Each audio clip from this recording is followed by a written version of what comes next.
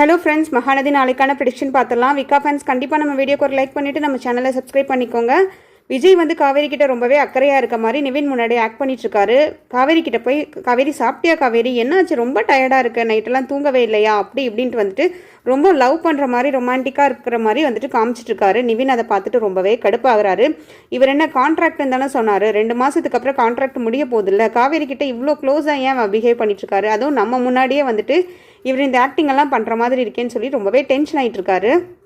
அந்த சமயத்தில் பார்த்தா காவேரியோட அம்மா வந்து கால் பண்ணுறாங்க. என்ன இன்னும் ஆளவே காணோம், இன்றைக்கே வரேன்னு சொன்னீங்கல்ல, இன்னும் வரல அப்படிங்கிற மாதிரி கால் பண்ணுறாங்க. அதுக்கு காவேரி அட்டன் பண்ணிவிட்டு இன்னும் நாங்கள் வரக்கு 2 நாள் ஆகுமா, யமுனா வந்துட்டு கொஞ்சம் ரிலாக்ஸாக இருக்கணுங்கிறக்காக தான் இங்கே வந்திருக்கோம், ப்ளீஸ் புரிஞ்சுக்கோமா, ஏன் நான் கூட்டிகிட்டு வரக்கூடாதா, என் தங்கச்சி நான் கூட்டிகிட்டு வந்திருக்கேன், நீ ஏமா ஓவராக பேசுகிற அப்படிங்கிற மாதிரி காவேரி டென்ஷன் ஆகிட்டு அவங்க அம்மாட்ட பேசிகிட்டு இருக்காங்க. அதுக்கு அவங்க அம்மா சொல்கிறாங்க, என்னடி சொல்லாமல் போயிருக்கீங்க, போயிட்டு வந்துட்டு எப்போ வரீங்க என்ன வரீங்கன்னு பதில் கரெக்டாகவும் சொல்ல மாட்டேங்கிறீங்க, அங்கே என்ன தான் நடக்குது, யமுனாக்கு ஏதாவது பிரச்சனையா, அவளை முதல்ல பேச சொல்லு அப்படிங்கிற மாதிரி சொல்கிறாங்க. அதுக்கு உடனே விஜய் ஃபோனை வாங்கி பேசுகிறாரு.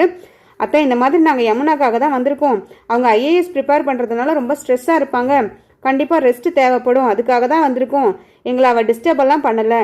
இல்லை தம்பி, நீங்கள் தனியாக போயிருக்கீங்க புருஷன் பொண்டாட்டி, அதுக்கு இடையில இவ எதுக்கு தனியாக இவ கூட இருக்கணும்னு தான் நாங்கள் ஃபீல் பண்ணுறோம் அப்படிங்கிற மாதிரி அவங்க அம்மா சொல்ல, விஜய் சொல்கிறாரு, அதெல்லாம் ஒன்றும் இல்லைத்த, காவேரியையும் பார்த்துக்க வேண்டியது யமுனாவையும் பார்த்துக்க வேண்டியது என் கடமை தானே, நான் பார்த்துக்கிறேன், யமுனாக்காக தான் நாங்கள் இந்த ட்ரிப்பே வந்திருக்கோம், அதனால் ஒன்றும் பிரச்சனை இல்லை, நீங்கள் ஹாப்பியாக இருங்க, நாங்கள் சீக்கிரமாக வந்துடுறோம், முடிஞ்சால் நாளைக்கே வந்துடுறோம் அப்படிங்கிற மாதிரி சொல்கிறாரு.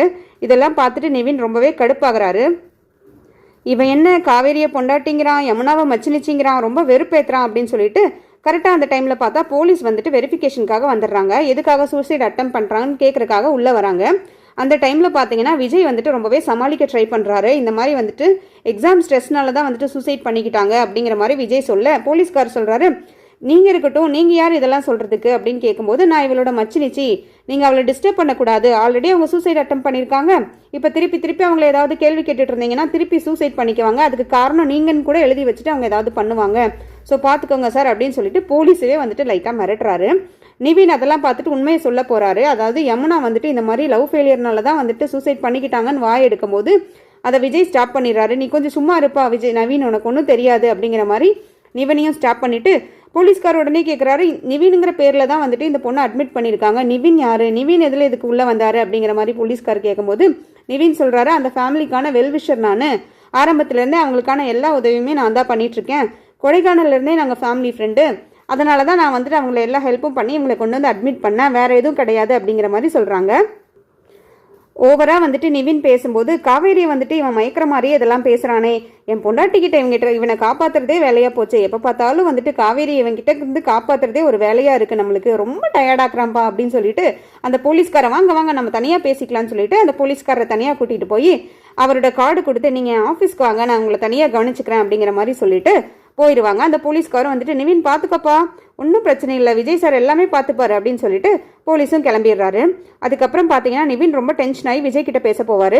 நீங்கள் ஏன் எல்லா விஷயத்துலையும் தலையிடுறீங்க, காவேரி வந்துட்டு உங்களுக்கு 2 months தானே இன்னும் இருக்குது, 2 monthsல கான்ட்ராக்டே முடிய போதில்லை, நீங்கள் என்ன ரொம்ப உரிமை எடுத்து பேசிக்கிறீங்க, உங்களுக்கே இவ்வளோ உரிமை இருந்துச்சுன்னா எனக்கு எவ்வளோ உரிமை இருக்கும், அவளை நான் தானே இனிமேல் கல்யாணம் பண்ணிக்க போகிறேன், 2 monthsக்கு அப்புறம் காவேரி எனக்கு தானே சொந்தம், நீங்கள் ஏன் ஓவராக பில்டப் பண்ணிக்கிறீங்க அப்படிங்கிற மாதிரி கேட்டு விஜயை வெறுப்பேற்ற விஜய் ரொம்ப டென்ஷன் ஆயிடுறாரு. ஆமாம், யமுனாவோட சூசைடுக்கு காரணம் நீ தானே, இந்த மாதிரி நான் போலீஸ்கிட்ட சொன்னேன்னா நீ கண்டிப்பாக ஜெயிலுக்கு தான் போக வேண்டியது வரும், ஒரு பொண்ணு டிஸ்டர்ப் ஆகி இந்த அளவுக்கு சூசைடு வரைக்கும் போகிறோன்னா அதுக்கு காரணம் நீங்கள் போது கண்டிப்பாக வந்துட்டு நீ உள்ளே போய் தான் ஆகணும், பிரதர் நான் உன்னை காப்பாற்றிருக்கேன் பிரதர், அதை மறந்துட்டு நீ ஓவராக பேசக்கூடாது.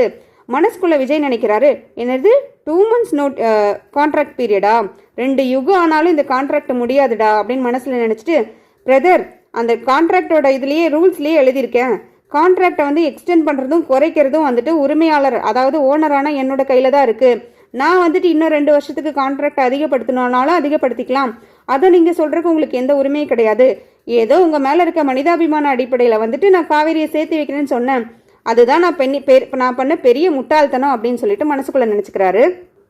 இந்த டைமில் வந்துட்டு காவேரியா ஹாஸ்பிட்டல் அங்கேருந்து கிராஸ் ஆகுறாங்களா, அப்போ அவங்க நினச்சிக்கிறாங்க, இப்போ கூட 2 பேரும் வந்துட்டு கான்ட்ராக்டை பற்றி தான் பேசிகிட்டு இருக்கீங்களா, என்னை வந்துட்டு ஏன் இப்படி இதுக்கும் அதுக்கும் இழுக்கிறீங்க, என்னை 2 பேரும் பிச்சு பார்க்குறதுல உங்களுக்கு என்னதான் அப்படி ஒரு அல்ப சந்தோஷம் அப்படின்னு சொல்லிட்டு காவேரி டென்ஷன் ஆகிட்டு, இங்கே வந்து 2 பேருமே நடிச்சிட்டு இருக்கீங்க, யாருமே எனக்கு உண்மையா இல்லை அப்படின்னு சொல்லிட்டு ஃபீல் பண்ணிவிட்டு அவங்க போயிடுறாங்க. ஸோ நிவினும் ரொம்ப டென்ஷன் ஆயிடுறாரு. என்ன பிரதர் நீங்கள் ரொம்ப ஓவராக போகிறீங்க, என்னென்ன நீங்கள் சொல்கிறதுக்கெல்லாம் நான் வந்து தலையாட்டிட்டு நான் வந்துட்டு கோமாளி மாதிரி போவேன்னு நினச்சிட்டு இருக்கீங்களா? என்னை பற்றி உங்களுக்கு தெரியாது. காவேரிக்காக தான் நான் இந்த ஊருக்கு வந்தேன். கொடைக்கானல்லையே வந்துட்டு நான் இருந்திருந்திருப்பேன். எப்போ காவேரிக்கு கல்யாணம் ஆச்சோ அன்னைக்கே வந்துட்டு அவளை மறந்துட்டேன். அவளை டிஸ்டர்ப் பண்ணக்கூடாது அப்படிங்கிறதுக்காக நான் ஒதுங்கி தான் இருந்தேன் அவளை மனசில் நினச்சிட்டு. பட் நீங்கள் எப்போ கான்ட்ராக்ட் விஷயத்தை சொல்லி என்னை வெயிட் பண்ணுன்னு சொன்னீங்களோ அன்னையிலேருந்து இன்னைக்கு வரைக்கும் காவேரிக்காகவும் காவேரி ஃபேமிலிக்காகவும் நான் ஹெல்ப் பண்ணிகிட்ருக்கேன். ஸோ இந்த தில்லாலங்கடி வேலையெல்லாம் என்கிட்ட வச்சுக்காதீங்க. நீங்கள் என்ன ட்ரை பண்ணுறீங்கன்னு எனக்கு நல்லாவே தெரியும். காவேரி எனக்கு தான் சொந்தம். இன்னும் 2 மாதத்துக்கு அப்புறம் காவேரி எப்படி கல்யாணம் பண்ணணும் என்ன பண்ணணுங்கிறது எனக்கு தெரியும் அப்படின்னு ரொம்ப திமிரா பேசுகிறாரு. உடனே விஜய்க்கு டென்ஷன் ஆயிடுது. 2 மாதத்துக்கு அப்புறம் தானே நீங்கள் கல்யாணம் பண்ணிக்க போகிறீங்க பிரதர். இப்போ எனக்கு தானே பொறுப்பு இருக்குது. இந்த பொறுப்பு துறப்பெல்லாம் பற்றி நீங்கள் பேச வேண்டிய வேலை கிடையாது. இப்போ நீங்கள் கிளம்பலாம். யமுனாக்காக நீங்கள் எவ்வளோ பில் பே பண்ணீங்கன்னு மட்டும் சொல்லுங்கள், அதை நான் பே பண்ணிடுறேன். இப்போ நீங்கள் இந்த இடத்த விட்டு கிளம்புங்க அப்படிங்கிற மாதிரி விஜய் ரொம்ப டென்ஷனாகி பேசுகிறாரு. இவங்கிட்ட வந்து காவேரி எப்படியாவது நம்ம வந்துட்டு காப்பாற்றணும், என்ன பண்ணலாம் அப்படின்னு சொல்லிட்டு யோசிச்சுட்டே இருக்காரு. அதுக்கப்புறம் வேணும்னே நிவினை வெறுப்பேற்றிருக்க வேண்டிய விஜய் யமுனா லவர் அப்படின்னு சொன்னோன்னே நிவினுக்கு ரொம்பவே டென்ஷன் ஆயிரும். இனிமேல் ஒரு தடவையாவது யமுனா லவர்னு சொன்னீங்கன்னா எனக்கு செம்ம டென்ஷன் ஆயிரும். யமுனா லவர் கிடையாது, நான் காவேரி லவர். காவேரி தான் என் ஒய்ஃபு, அவளை தான் நான் கல்யாணம் பண்ண போகிறேன். காவேரிக்கும் எனக்கும் தான் எல்லா சம்மந்தம். ஜஸ்ட் ஒரு வருஷத்துக்கு கான்ட்ராக்ட் போட்ட உங்களுக்கே இவ்வளோ இது இருந்துச்சுன்னா காவேரிக்காக வெயிட் பண்ணுற எனக்கு எவ்வளோ திமிர் இருக்கும் அப்படின்னு சொல்லிட்டு ரொம்ப திமிரா பேசுகிறாரு நிவின். அதுக்கப்புறம் காவேரி எப்படி நான் கல்யாணம் பண்ணணுங்கிறது எனக்கு தெரியும். இந்த விஷயத்தை இப்போ நினச்சா கூட வந்துட்டு அவங்க வீட்டில் போய் சொல்லி எல்லா விஷயத்தையும் எல்லாருக்கிட்டையும் சொல்லி என்னால் எது வேணுனாலும் பண்ண முடியும். யமுனாக்காகவும் காவேரிக்காகவும் தான் நான் சும்மா இருக்கேன். அதை ரொம்ப நீங்கள் அட்வான்டேஜாக எடுத்துக்காதீங்க ப்ரோ. எனக்கு என்ன பண்ணணும்னு தெரியும் அப்படிங்கிற மாதிரி நிவின் சவால் விடுறாரு. பிரதர் நீங்கள் ரொம்ப டென்ஷன் ஆகாதீங்க. 2 மாதத்துக்கு அப்புறம் எல்லாம் பார்த்துக்கலாம். ரொம்ப உணர்ச்சி வசப்பட வேண்டாம். என்ன பண்ணணுமோ அப்போ பண்ணிக்கலாம் அப்படின்னு சொல்லிட்டு நிவின் நீங்கள் ஃபஸ்ட்டு கிளம்புங்க நிவின், நீங்கள் ரொம்ப டயர்டாக இருக்கீங்க, நீங்கள் கிளம்புங்க பார்த்துக்கலாம் அப்படிங்கிறாரு. நிவின் அதுக்கிடையில் என்ன பிளான் பண்ணுறாருன்னா, பேசாமல் நம்ம குமரன் அண்ணாட்ட சொல்லிடலாம். குமரன் அண்ணா நமக்காக வந்துட்டு என்ன ஹெல்ப் வேணுனாலும் பண்ணுவார். அது போக இந்த விஷயத்தெல்லாம் வந்துட்டு காவேரி கான்ட்ராக்ட் விஷயத்தில் இருக்கிறது குமரன் அண்ணாக்கு தெரிஞ்சதுன்னா கண்டிப்பாக வந்துட்டு இதை சப்போர்ட் பண்ண மாட்டாங்க. விஜய்கிட்ட இருந்து காவேரியை காப்பாற்ற தான் பார்ப்பாங்க. கண்டிப்பாக வந்துட்டு இதை குமரன் அண்ணாக்கிட்டையும் கங்கா கிட்டையும் சொல்லி தான் ஒரு முடிவு எடுக்கணும். விஜய் என்ன நினச்சிட்டு இருக்கான், அவன் இஷ்டத்துக்கு எல்லாம் பிளான் பண்ணிட்டு இருக்கான். பணத்திமிர அவனுக்கு, அவன்கிட்ட இருக்க அதை விட அதிகமான பணம் என்கிட்டயும் இருக்கு. பணத்திமிர என்கிட்டயே காட்ட பார்க்குறான். அவன் கான்ட்ராக்டில் சைன் பண்ணுறதுக்காக காவேரி கிட்ட வாங்கின பணத்தை விட 10 மடங்கு வேணும்னா 100 மடங்கு கூட நான் அதிகமாக கொடுத்து காவேரியை திருப்பி கூட்டிகிட்டு போக முடியும். ஆனால் காவேரி வந்துட்டு இப்போ மனசு மாதிரி பேசிகிட்டு இருக்காளே, எனக்கு அதுக்கு என்ன பண்ணுறதுன்னு தெரியல. இப்போ இருக்க சூழ்நிலையில் காவேரி நம்மளை லவ் பண்ணுறாங்களா இல்லையானுமே தெரியலையே. காவேரி பேசுகிறதை பார்த்தாலும் விஜய் பேசுகிறத பார்த்தாலுமே வந்துட்டு 2 பேருமே வந்துட்டு ரியலாக வந்துட்டு எப்படி இருக்காங்கன்னு தெரியல. நம்ம காவேரிக்காக வெயிட் பண்ணுறது நல்லதா கெட்டதான்னு தெரியல. நம்ம இப்போ என்ன பண்ண போகிறோன்னு தெரியல அப்படின்னு யோசிக்கிறாரு. அந்த டைமில் கரெக்டாக வந்துட்டு நிவின் வெளியில் வராது. பசுபதியை வந்துட்டு பார்த்துட்றாங்க. பசுபதி அந்த வழியாக கிராஸ் ஆகும்போது நிவினை பார்த்துட்றாங்க. நிவினை பார்த்துட்டு என்ன மாப்பிள்ளை நீங்கள் இங்கே என்ன பண்ணுறீங்க அப்படின்னு கேட்கும்போது நிவின் சமாளிக்க ட்ரை பண்ணுறாரு. ரொம்பவே மழுப்பி பேசுகிறாரு. ஃப்ரெண்டை பார்க்க வந்தேன், அங்கே வந்தேன், இங்கே வந்தேன்னு சொல்லிட்டு. பட் பசுபதிக்கு நல்லாவே டவுட் வந்துருச்சு. நல்லா டவுட் வந்துட்டு அந்த ஹாஸ்பிட்டலுக்கு உள்ளே வந்து பார்த்தா காவேரியை மீட் பண்ணிடுவார்.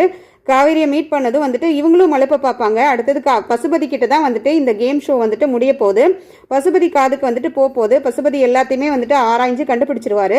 அதுக்கப்புறம் அவர் மூலயமா தான் வந்துட்டு இந்த கான்ட்ராக்ட் விஷயம் வந்துட்டு காவேரி வீட்டுக்கும் தெரிய போகுது அண்ட் வந்துட்டு விஜய் வீட்டுக்கும் தெரிய போகுது. 2 வீட்டுக்கும் தெரிஞ்சு அதுக்கப்புறம் வந்துட்டு யார் என்ன டிசிஷன் எடுக்க போகிறாங்கிறது தெரியல. காவேரி இப்போ இருக்க மைண்ட் செட்டில் பார்த்தீங்கன்னா 2 பேருமே வேண்டாம், விஜயும் வேண்டாம் நிவினும் வேண்டாம் அப்படின்னு சொல்லிட்டு தனியாக நாங்கள் ஃபேமிலியோடையே போயிடுறோம், எனக்கு என் ஃபேமிலி தான் முக்கியம்னு சொல்லுவாங்கங்கிற மாதிரி தான் எபிசோட் கொண்டு போயிட்டு இருக்காங்க. தேங்க்யூ.